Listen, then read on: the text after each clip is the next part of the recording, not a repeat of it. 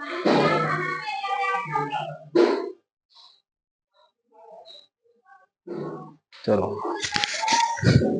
तो ये बेटा आपके सामने अगला क्वेश्चन 9वां स्क्रीन पर बोर्ड पर आपको दिखाई दे रहा होगा।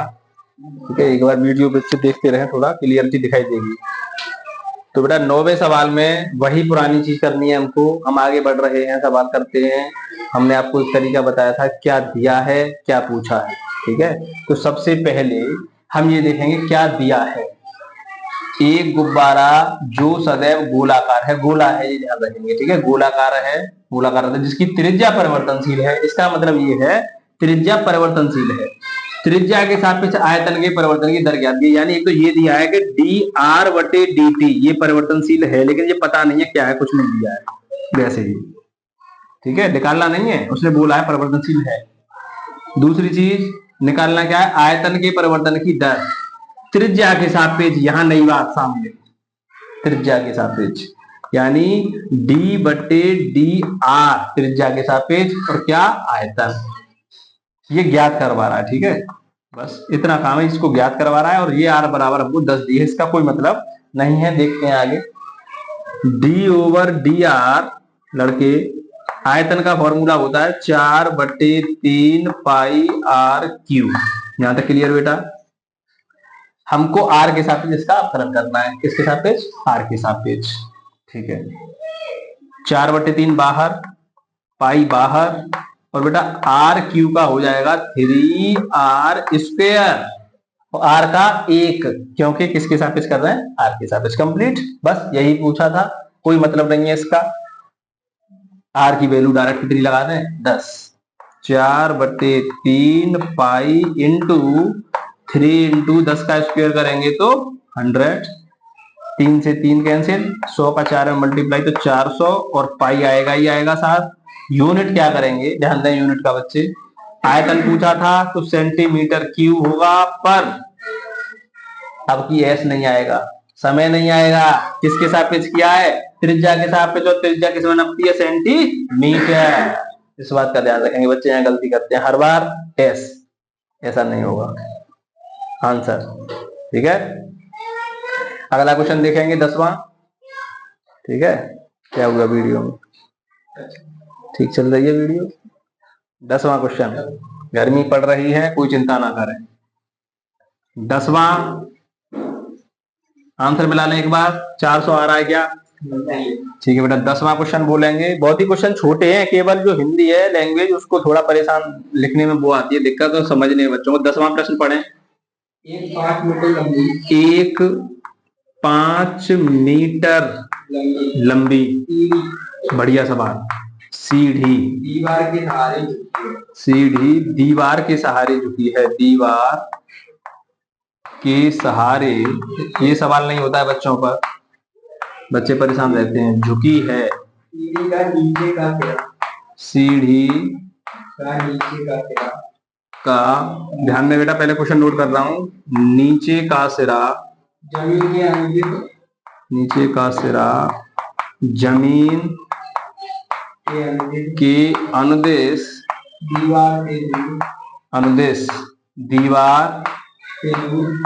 दीवार से दूर 2 सेंटीमीटर पर सेकेंड की, सेंटीमीटर पर सेकेंड की दर से खींचा जाता है, खींचा जाता है। दीवार पर इसकी ऊंचाई, इसकी ऊंचाई किस दर से घट रही है, जबकि इतना बड़ा सवाल, जबकि सीढ़ी के नीचे का सिरा, सीढ़ी के नीचे का सिरा दीवार से 4 मीटर दूर है।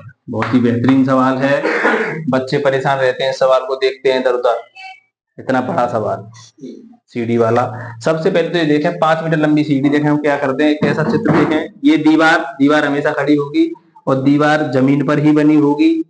क्लियर। यहां से हमने मान लिया सीढ़ी रखी हुई है, ये क्या है, सीढ़ी, दीवार के सहारे झुकी हुई है सीढ़ी, ये सीढ़ी है। और सीढ़ी जो है उसकी जो है लंबी सीढ़ी है 5 मीटर। कितनी मीटर? 5 मीटर लंबी सीढ़ी। क्लियर। सीढ़ी का नीचे का सिरा, ये रहा नीचे का सिरा, नीचे का सिरा जमीन के अंदर दीवार से दूर 2 सेंटीमीटर पर सेकंड की दर से खींचा जाता है, यानी इसको हम ऐसे खींचते हैं। तो एक बात सोचें, जब इसको मैं ऐसे खींचूंगा तो ये यहां से गिरती जाएगी, छोटी होती जाएगी, नहीं होती जाएगी। अगर मैं इसको यहाँ पीछे की तरफ खींचूं तो ये यहाँ सरकेगी, नहीं सरकेगी, ऐसे यहाँ आती जाएगी, ऐसे ऐसे होगी। तो खींचा जाता है दीवार पर। इसकी ऊंचाई किस दर से, h मान लिया, ठीक है, इसको मान लें हम x फिलहाल, ठीक है। तो ऊंचाई किस दर से घट रही है, पूछा क्या है, h, यानी dh अपॉन dt किस दर से घट रही है, ये पूछा गया है, ध्यान रखें, ये पूछा है प्रश्न में, ये। क्लियर। ठीक है, ऊंचाई किस दर से घट रही है, जबकि सीढ़ी के नीचे का सिरा दीवार से 4 मीटर दूर है, ये जो फिलहाल है कितना दूर है, 4। ठीक है, बाद में लगा देंगे एक सीधे पे 4। फिलहाल आप एक काम करें, पाइथागोरस प्रमेय लगाएं। कर्ण का वर्ग 25 का वर्ग बराबर h square plus x square. कोई परेशानी? पाइथागोरस फॉर्मूला लगा रहा हूं मैं अपने आप। 25 का स्क्वायर, वो 5 का स्क्वायर, बिल्कुल ये 25 नहीं है, कितना है, 5। 5 का स्क्वायर बेटा, 25 बराबर h square plus x square. Clear. अच्छा, x की वैल्यू कितनी थी हमारे पास, 4, वो बाद की बात है, इतना रोक दें फिलहाल, इसको इधर लिख लें, h square plus x square बराबर में 25 ऐसे लिख सकता हूं, कोई परेशानी? अच्छा, मैं अवकलन करूंगा, ये कब आएगा, dh बटे dt, जब इसका मैं t के सापेक्ष अवकलन करूंगा। किसके सापेक्ष, t के सापेक्ष। जब t के सापेक्ष अवकलन करें, t के सापेक्ष अवकलन करूंगा तो बेटा 2h और h का हो जाएगा dh बटे dt, ये निकालना है, ध्यान रखेंगे हमें। अच्छा, h भी निकलेगा, तो पहले h भी तो निकालें। h, ये हमको x कितना दिया है, h दिया 4, पहले कितना दिया है x, 4। सोचे अपने आप में एक और चित्र बना दूं, ये 5 है, ये पता नहीं है, ये अगर 4 है तो 25 बराबर h स्क्वायर प्लस 16, ये 16 इधर आ जाएगा, तो बेटा ये माइनस का हो जाएगा और ये जो हो जाएगा 9 हो जाएगा। तो h बराबर कितना मिलेगा, 3, यानी हम h बराबर कितना लिख सकते हैं, 3 प्लस x स्क्वायर का करेंगे तो 2x और dx over dt, dx over dt बराबर 0। अब dx ओवर dt की वैल्यू कहाँ है, बताएं भाई। इसका t के सापेक्ष करेंगे dx ओवर dt, तो ये निकालना है हमारे पास, ये है। अच्छा, कोई एक चीज दी तो रही है, या कुछ दिया है, देखें उधर, देखें ये दिया है, इधर ध्यान नहीं दिया। 2 सेंटीमीटर पर सेकेंड की दर से खींचा जाता है, यानी ये क्या होगा, ये dx ओवर dt क्या दिया है, 2 सेंटीमीटर पर सेकेंड, ये खींचा जा रहा है, नीचे से सीढ़ी क्या की जा रही है, खींची जा रही है, इतनी दर से, 2 सेंटीमीटर पर सेकेंड की दर से, इसलिए dx ओवर dt की वैल्यू यहां मिली है। सवाल थोड़ा अजीब सा है, आप समझें। पहले हमने सीढ़ी बनाई, इसको x माना, x दूरी थी, h मान लिया या y मान लिया, आप किसी ने y माना है, कोई h मानता है। तो पहले एक काम करेंगे, इसकी जगह पर हमको 4 दिया है, कितनी दूरी पर रखी हुई है वो देखें, यहाँ से 5 सेंटीमीटर लंबी सीढ़ी झुकी हुई है, और जो दीवार से वो कितनी दूर है, 4। दीवार से यहाँ से कितनी दूर थी, 4, तो इसको 4 माना, तो हमने पहले ये निकाल लिया 3। ठीक है, उसके बाद जब हम इसको j दिया है और ये जो घट रही है इसकी दर, dx ओवर dt की वैल्यू हमको दी है 2 सेंटीमीटर पर सेकेंड, इस फिर से घट रही है, ये भी वैल्यू हमको दी थी। तो dh ओवर dt पूछा था, तो हमने इस पदों में इसको ऐसे लिखा, यहाँ पर ये वैल्यू यहाँ तक आई।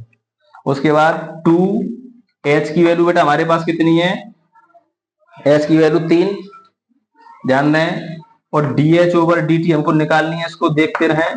प्लस 2 इंटू एक्स की वैल्यू हमारे पास कितनी है, x की वैल्यू तो 4 दे दी थी, x की वैल्यू कितनी थी, 4 और dx ओवर dt की वैल्यू कितनी थी 2 बराबर 0। 3 दूनी 6 और इनका भी मल्टीप्लाई करें, इधर कितना आ गया 16, 16 उधर चला जाएगा तो किसका 16 हो जाएगा माइनस का। dh ओवर dt अकेला छोड़ेंगे, dh ओवर dt अकेला करेंगे तो बेटा माइनस के 16 के नीचे कितना आ जाएगा, इसको काट देंगे तो dh ओवर dt जो आया वो हमारा आया माइनस के 8/3। एक बार आंसर शीट से आंसर मिलाएं, और ये ऊंचाई घट रही है, लिखा हुआ है माइनस आया इसलिए घट रही है, ध्यान रखें। तो क्या हुआ सेंटीमीटर पर सेकेंड की दर से ऊंचाई कम होती जाएगी। हाँ वो कोई बात नहीं है, वो तो घट रही है ना, लिखा हुआ है। सीढ़ी के नीचे का सारा देखें, दीवार पर सूर्य किस दर से घट रही है, ठीक है तो घटेगी। ये माइनस का जो साइन है वो ये पहचान करा रहा है, घटेगी। आप ऐसे लिख सकते हैं 8/3, पर यहां लिखेंगे घटेगी, यानी किससे, इससे सेंटीमीटर पर सेकेंड की दर से घटेगी।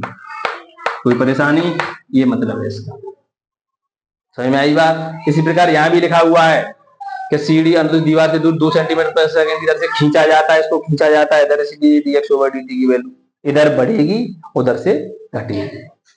इस बात सवाल को आप दोबारा देखेंगे वीडियो रोककर, नहीं समझ में आएगा तो कमेंट करेंगे, एक बार समझें, दोबारा वीडियो चालू करके देखें, समझ में आ जाएगा। ये सवाल बच्चों को परेशान करता है, ठीक है। वीडियो एक बार देखें, ठीक ठाक चल रही है। आवाज कोई नहीं करेगा बेटा, वीडियो लगातार चल रही है।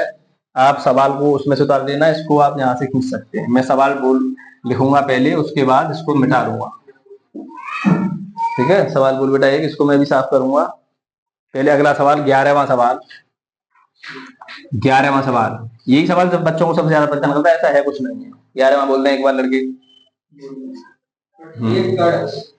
एक कण वक्र 6y बराबर x³ + 2 के अनुगत गति कर रहा है। बढ़िया सवाल है, गति कर रहा है। वक्र पर उन बिंदुओं को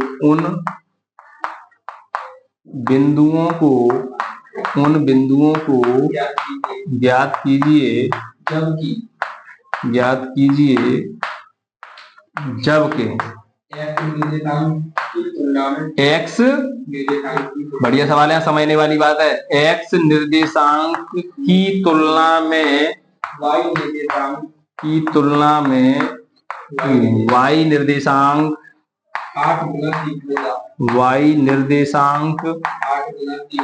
8 गुना तीव्रता से बदल रहा है। इतना ही है क्या, और कुछ तो नहीं है। बढ़िया सवाल है, नई डिजाइन का सवाल आया आपके सामने, देखते रहें बेटा। आप लोग बताएं मुझे, सबसे पहले दिया क्या है, पूछा क्या है, बस सभी सवालों में यही रूल अपनाना है, दिया क्या है और पूछा क्या है। देखें हमको दिया है 6y बराबर x³ + 2, कोई परेशानी, ठीक है, गति कर रहा है। वक्र पर उन बिंदुओं को याद, यानी हमको x और y की वैल्यू फाइंड करनी है। ये वक्र है, हमको कोई भी गति करे x और y की वैल्यू फाइंड करनी होती है। जो पॉइंट होते हैं वो x और y होते हैं। जब x निर्देशांक की तुलना में, अच्छा x निर्देशांक की तुलना में y निर्देशांक 8 गुना तेजी से बदल रहा है, तीव्रता से बदल रहा है, तो dx ओवर dt का मैटर आएगा। ध्यान रखें, dx ओवर dt, लेकिन समय के सापेक्ष नहीं है। देखो dx मैं लिख लूं ऐसे, dx इसका मतलब परिवर्तन हो रहा है, एक लिख लूं मैं dy, ठीक है। तो बेटा इसमें क्या होगा, बिंदुओं को ज्ञात कीजिए जिसके x निर्देशांक की तुलना में dx ओवर dy 8 गुना dx ओवर dt और dy ओवर dt। मैं इसलिए लिख रहा हूं इसको कि परिवर्तन होगा समय के सापेक्ष, x निर्देशांक में परिवर्तन और y निर्देशांक में परिवर्तन, इसी लिखा नहीं, वो x और y होते हैं वैसे निर्देशांक। लेकिन उसने बोला कि 8 गुना, कौन सा 8 गुना, ये समझना है आप लोगों को, और मैं बराबर रखूंगा। x की तुलना में y 8 गुना से बदल रहा है, ये 8 गुना से बदल रहा है, ये 8 गुना, उसने बोला है कि ये 8 गुना है, तो बराबर करने के लिए 8 का गुणा इसमें करना पड़ेगा। ये बहुत समझने वाली चीज होती है जो कंपटीशन में बच्चे करते हैं। जैसे मैं बताऊं कि ये है, मान लें इससे ये 2 गुना है, किताब में ये दिया है, इससे ये 2 गुना है और दिखाई दे रहा है 2 गुना है, कह देता है तो वो होता है 2 गुना। तो इसे बराबर करने के लिए आपको 2 का मल्टीप्लाई इधर करना पड़ेगा। भाई उसने बोला है कि इससे ये 2 गुना है, ठीक है, दिखाई दे रहा है, तो अब इसमें नहीं गुणा करेंगे, आप उसमें करेंगे तो ये बराबर हो जाएगा बेटा। इसी प्रकार y 8 गुना तीव्रता से बदल रहा है ये, तो इसको 8 का गुणा इधर कर दिया, बराबर हो गया। अब इसके हिसाब से हम यहाँ पर अवकलन करेंगे, केवल अवकलन करेंगे t के सापेक्ष। किसके सापेक्ष? t के सापेक्ष। वैल्यू लगा देंगे, आंसर आ जाएंगे। देखें t के सापेक्ष अवकलन कर रहा हूं बेटा, 6 और y का क्या हो जाएगा, dy ओवर dt, t के सापेक्ष अवकलन कर रहा हूं बराबर 3x स्क्वायर, अभी x स्क्वायर का होगा dx ओवर और उसका 0, क्लियर, ठीक है। dy ओवर dt की वैल्यू इसको लगा सकता हूं क्या, ठीक है, 6 इंटू dy ओवर dt की इसकी जगह पर 8 dx ओवर dt बराबर 3x स्क्वायर और dx ओवर dt।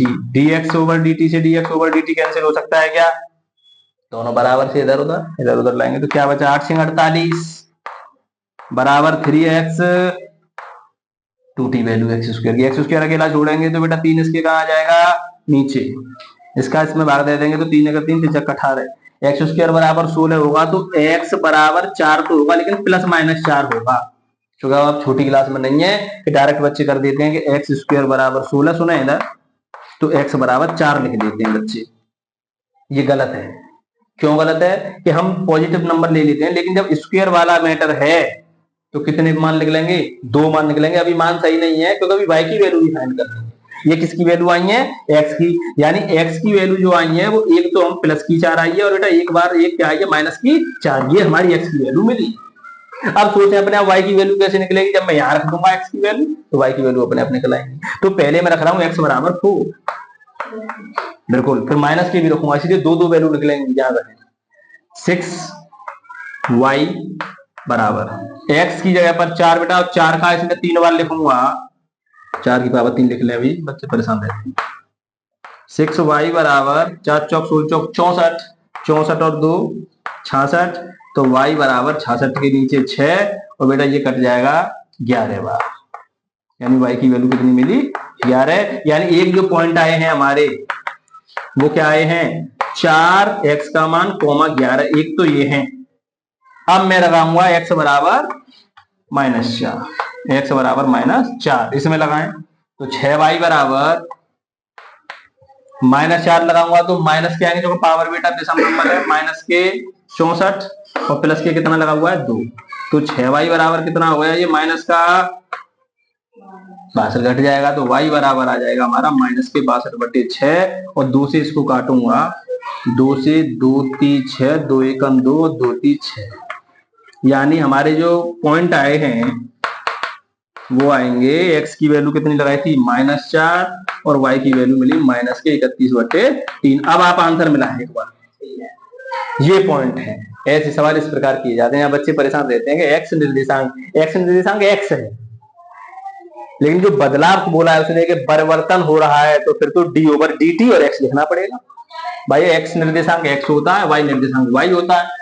अब उसने क्या कहा है, x निर्देशांक की तुलना में y निर्देशांक 8 गुना तीव्रता से बदल रहा है, और मैंने आपको बताया था बदलने का मतलब समय के सापेक्ष या किसी के सापेक्ष बदल रहा होगा, इसलिए यहां पर मैं लिखूंगा d ओवर dt, x बदल गया, और d ओवर dt y बदल गया, और ये 8 गुना तीव्रता से बदलना है, इसलिए 8 का गुणा किसने किया, इसमें, समझाने के लिए। ये मतलब होता है इसका। भाई दर है, परिवर्तन की दर है, तो d ओवर dt का काम चलेगा, इसलिए इसको आप नोट करें। और मैं अगला सवाल 12वां इसको यहां मिटा दूं, अगला सवाल देखें। वीडियो लगातार चल रही है, सही बच्चे वीडियो देखते रहें और आराम से सवाल नोट करते रहें।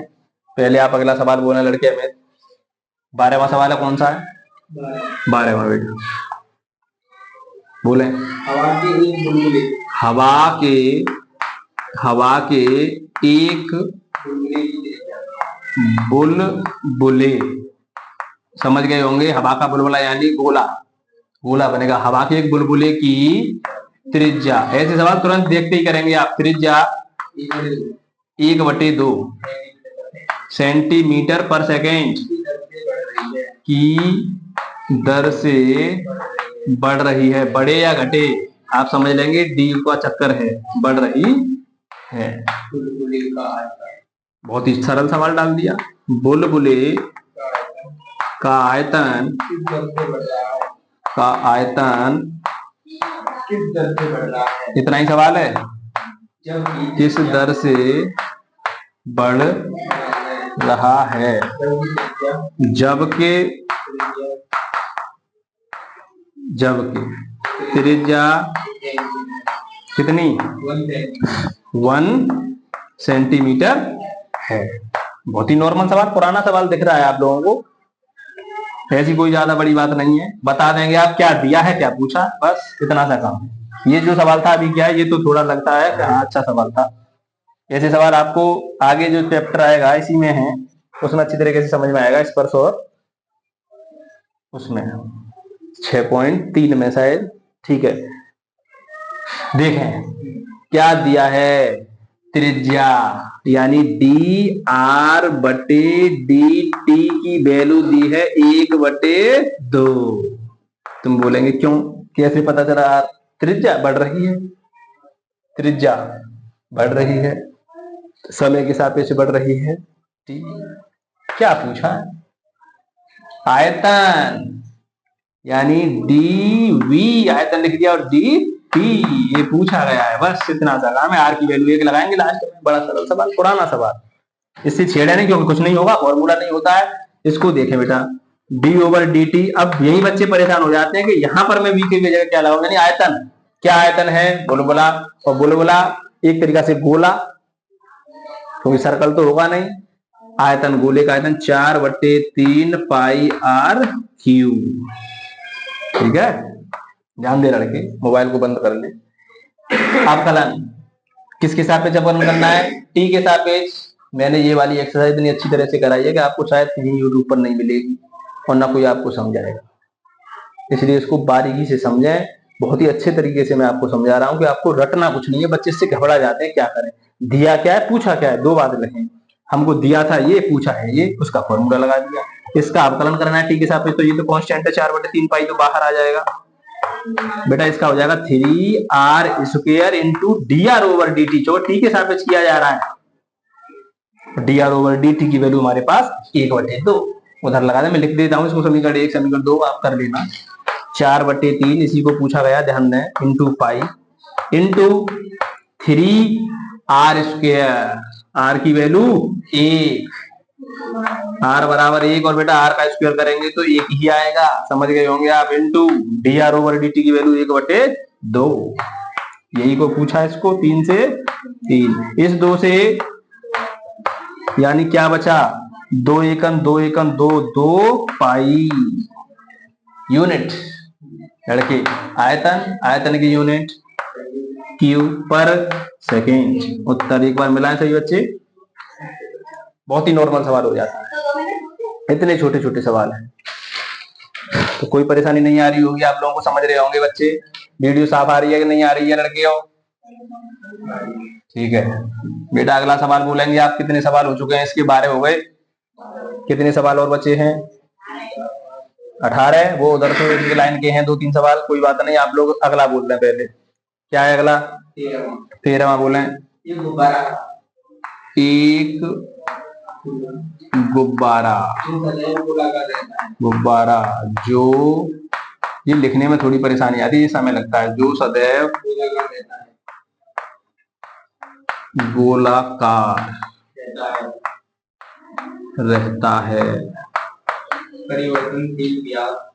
परिवर्तनशील व्यास 3/2 ब्रैकेट में 2x + 1 ब्रैकेट 1 है। एक्स के सापेक्ष आयतन के परिवर्तन की दर क्या नई चीज मिली है। एक्स के सापेक्ष पूछा है, एक्स के सापेक्ष आयतन के परिवर्तन परिवर्तन की दर याद करें। कुछ और दिया है क्या? कुछ नहीं दिया है। बहुत ही अच्छा सवाल, गोला है, ठीक है। व्यास परिवर्तनशील है, दिया है, ये है व्यास, ये व्यास, इसका मतलब ये बेटा डी है। तो पहले आर निकालना पड़ेगी, त्रिज्या पे काम करेंगे। तो त्रिज्या क्या होगी, कोई बच्चा बता सकता है क्या? त्रिज्या होगी हमारी, इसका अपॉन में 2 लगाना है, तो आप अपॉन में 2 लगाएंगे तो ये 4 हो जाएगा। मैं आपको समझा दूंगा, अभी रुक जाए। ऐसे देखें, मैं बता रहा हूं, ये 2 यहाँ है, ऐसे है अभी, तो ये 2 अपॉन ऐसे कर लिया। अगर आप क्यों परेशान है, अपॉन 2 आदि कर दिया, इसके नीचे 1, ये ऊपर चला जाएगा, ये नीचे आ जाएगा, तो 3 2x + 1 अपॉन 4, ये हमारी रेडियस आर आई है बेटा, अभी त्रिज्या। ठीक है साहब, क्या पूछा है? x के सापेक्ष आयतन यानी dv/dx, ये पूछा है। आयतन का फॉर्मूला लड़के क्या होगा? 4/3 पाई आर क्यूब। अभी अवकलन करना है x के सापेक्ष, तब कुछ वैल्यू लगेगी यहां से, और ये परिवर्तनशील है, परिवर्तनशील है, यहाँ पर ध्यान रखें। तो ये क्या हो जाएगा? dr/, ये परिवर्तनशील लिखा हुआ है, इसलिए लिखा है। हाँ, x के सापेक्ष रहता है, जो व्यास इतना है, x के पदों में है तो x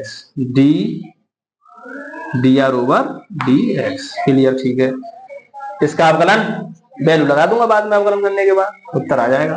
x के सापेक्ष करना है, किसके सापेक्ष? x के सापेक्ष। 4/3 बाहर, पाई बाहर, 3r² इंटू dr/dx। दिमाग लगाएं, वैल्यू लगाते जाएं, आंसर पाते हैं। आर की वैल्यू इसको पुट करेंगे, ये नहीं, आर की वैल्यू तो ये, अरे यार गड़बड़ हो गई दोबारा।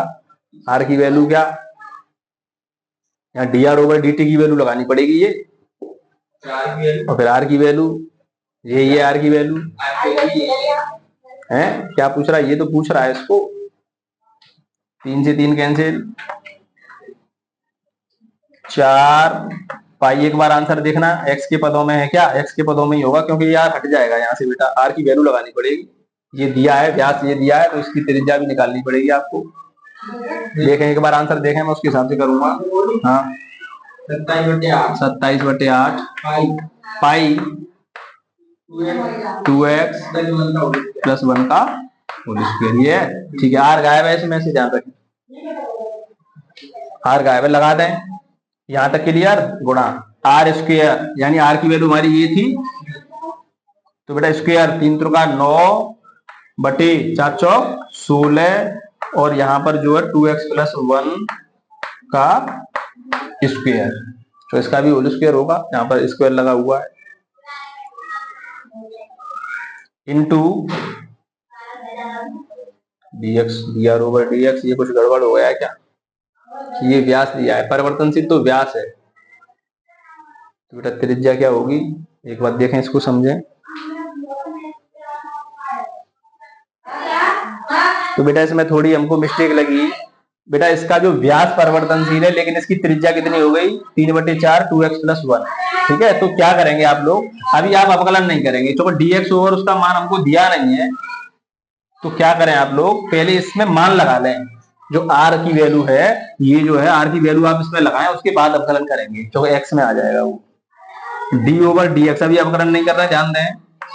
4/3 पाई इंटू r की वैल्यू हमारे पास 3/4 है, 3/4 और 2x + 1, और जब पूरे की पावर 3, जो r की पावर 3। अब ध्यान देंगे इसका, अभी अवकलन नहीं करूंगा, पहले आप लोग एक काम करें, इसको 3 बार लिख के सही करें। पहले इसको 3 पावर, इस पे भी 3 पावर, तो बेटा इसकी 3 पावर करूंगा, तो 3 3 के 3 बार, 3 × 9 = 27, 4 चौक 16 चौक 64, ये लिख लिया। और इसको मैं जैसा जैसा लिख रहा हूँ, 2x + 1 की पावर 3। अब केवल इस पर पावर 3 है, क्योंकि इसको मैंने खोल दिया है। अब मैं अवकलन कर रहा हूँ, ठीक है, एक्स के सापेक्ष अवकलन करेंगे, इसका मतलब एक्स के सापेक्ष तो लगाएं, ये पूरा बाहर 4/3 पाई इंटू 27/64 पूरा बाहर, इसका अवकलन करें। पहले पावर का होगा 3 2x + 1 और पावर कितनी हो जाएगी 2 इंटू, अभी चेन रूल चलेगा, 2x का क्या होगा बेटा 2, चलो x के सापेक्ष कर रहा हूं, 1 का क्या होगा 0। क्लियर करते जाएं, इसको काट दें पहले, 4 से 16 और 3 से 9, यानी हमारा आया 9π/16 इंटू 3 दूनी 6 इंटू 2x + 1 की पावर 2। ये बेटा 2 से कट जाएगा 3 बार और 2 से कट जाएगा 8 बार। हमारा क्या मिला 9 × 27/8 पाई, 27 पाई/8 और ये हो गया 2x + 1 की पावर 2। ये एक बार आंसर मिला है, तो ये आंसर है इसका बेटा, ध्यान से समझेंगे। इसमें ये दिया है कि परिवर्तनशील व्यास है, ध्यान रखें व्यास परिवर्तनशील है। पहले त्रिज्या निकालने, व्यास दिया है, त्रिज्या निकाल ली, आदि कर ली। आयतन के परिवर्तन की दर पूछा तो पहले आयतन का फॉर्मूला लगाया। अब आर के पदों में नहीं आएगा, एक्स के पदों में आएगा, इसलिए हमने इसकी वैल्यू पहले आर की वैल्यू यहाँ पुट कर ली और उसके बाद इसको एक्स के सापेक्ष अवकलन कर दिया। तो ऐसे सवाल आपको करना है, एक बार दोबारा इसको देख लेंगे तो अच्छी तरह से समझ में आ जाएगा। ठीक है, अच्छा सवाल है, इसको नोट कर लें एक बार। और लड़के 14वां सवाल बोलेंगे, इसको नोट कर लें सभी बच्चे, बढ़िया सवाल है बेटा ये।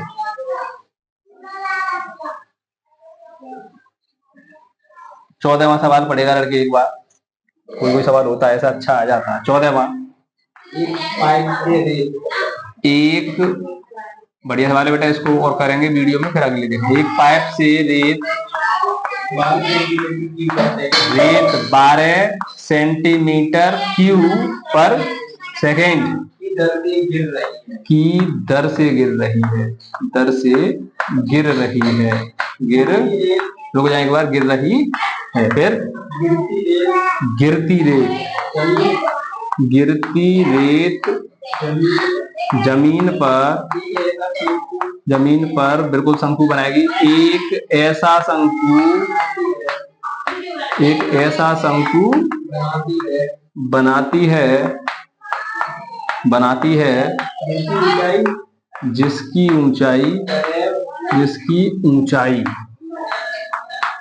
ऊंचाई सदैव आधार की त्रिज्या का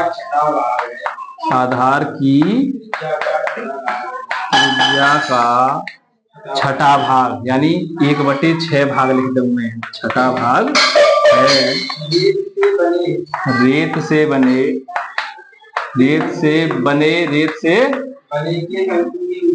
के शंकु, ये शंकु भी लिख रहा है, रेत से बने के शंकु, यानी रेत से बने शंकु की ऊंचाई किस दर से बढ़ रही है, किस दर से बढ़ रही है, जबकि ऊंचाई, बड़ा सवाल, अच्छा सवाल, बहुत बढ़िया, ऊंचाई 4 सेंटीमीटर है। ध्यान दें बेटा, आप इसको बहुत ही अच्छी तरीके से आपको समझाया जाएगा। सबसे पहले दिया क्या है लड़के, हमने पता चला, ये आयतन दिखाई दे रहा होगा आपको, पाइप से रेत इतनी की दर से गिर रही है, यानी ये एक तरीके से माल का आयतन, पाइप में से रेत निकल रहा है तो रेत से कुछ बनेगा, ठीक है, रेत से बनेगा, शंकु बन रहा है। ऊंचाई पहले देखें, शंकु की जो ऊंचाई है उसने दिया है ऊंचाई आधार की त्रिज्या, जैसे ये मैं लिख दूं, शंकु की जो ऊंचाई है यानी ये है h, आधार की त्रिज्या अगर मैं r मानूं तो बेटा आधार की त्रिज्या का 1/6 भाग है, यानी शंकु की जो ऊंचाई है h और त्रिज्या, रुक जाए, अब यहां से मुझे बताएंगे कौन सा छठा भाग है, ये मेन चीज है समझने वाली। त्रिज्या का यानी ऊंचाई, जिसकी ऊंचाई आधार की त्रिज्या का छठा भाग है, ऊंचाई छठा भाग है, उसने बोला है ऊंचाई छठा भाग है, यानी यहाँ पर 6 लगा हुआ है तो हमको 6 यहाँ लगाना पड़ेगा और बराबर करने के लिए, ये बात समझनी पड़ेगी कि ऊंचाई छठा भाग है, बोला है त्रिज्या का 1/6 भाग है क्या, ऊंचाई छठा भाग था तो छठा भाग यहाँ लगा दिया 1/6, तो हमारा ये हो जाएगा R बराबर 6H, कैसे भी लिख सकते हैं हम इसके नीचे एक मान के, इसको रोकें फिलहाल, ये काम आएगा हमारे। ठीक है, ये क्या दिया ये नहीं पता चला। आयतन dV/dt बराबर दिया है लड़के 12 सेंटीमीटर क्यूब पर सेकेंड। अब ये किसका आयतन है? शंकु का, क्योंकि ये जो माल आया था पाइप से उसने क्या बनाया? शंकु। जमीन पर तो शंकु। d/dt, और बेटा शंकु का आयतन होता है 1/3 पाई r स्क्वायर h। याद नहीं होगा बच्चों को, ध्यान रखें, फॉर्मूला ये होता है शंकु का आयतन 1/3 पाई r स्क्वायर h। क्या निकालना है? ऊंचाई किस दर से बढ़ रही है, यानी dH/dt पूछा गया है। क्लियर? अब एक बात बताएं मुझे, मैं यहां h की जगह पर इस वाली वैल्यू को लगा दूं r/6, हाँ h छोड़ के r/6, तो r के पदों में आएगा कि, लेकिन मुझे चाहिए h, इसलिए एक काम करें, यहां से h हटाएं, या r की जगह पर क्या लगा दें? 6h। r जहां दिखाई दे क्या लगा दें? 6h लगाएं।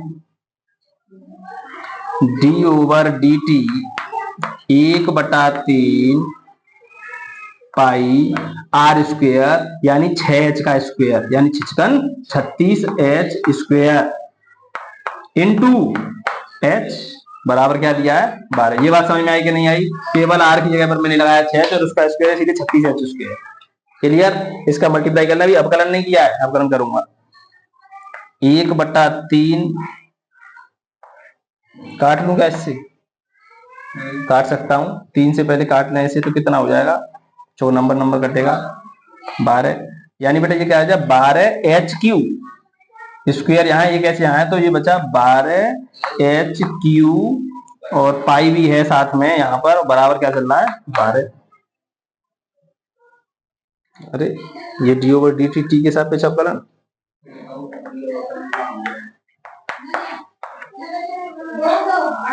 ये क्या चक्कर पड़ गया? ये केवल इसका अवकलन होगा बस, उसका थोड़ी होगा। ये नया सवाल, इसका अवकलन होगा केवल, ये उधर दूसरी साइड है उसका अवकलन नहीं, केवल यहाँ पर लगाओ तो इसका अवकलन करें आप, करें t के सापेक्ष करें बेटा।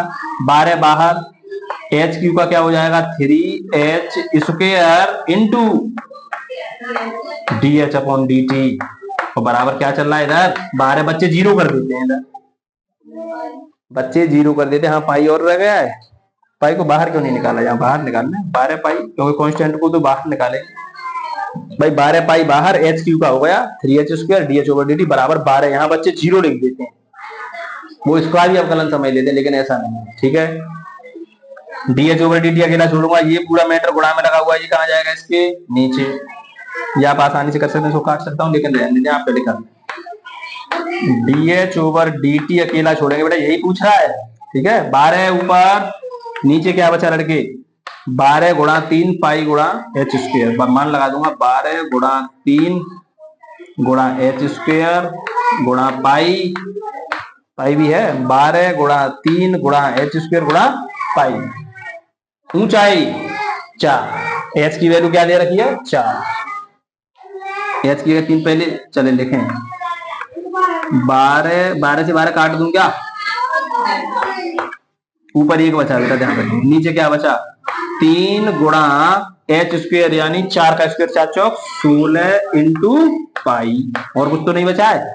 ठीक है, 16 48, 1/48 पाई, और ये क्या बढ़ रहा था? ऊंचाई, तो सेंटीमीटर पर सेकेंड आंसर ये है। बिल्कुल क्लियर आएगा, ये मेन चीज है, इसको आप समझें। वही तरीका, कितना बड़ा सवाल हो आपको कायदा से करना है। ठीक है, आज की वीडियो थोड़ी बड़ी हो गई है, लेकिन सवाल भी अच्छे अच्छे आए हैं आज की वीडियो। अब तो 1 मिनट का काम है, बहुत छोटे छोटे सवाल हैं, वो मैं अगली वीडियो में बनाऊंगा।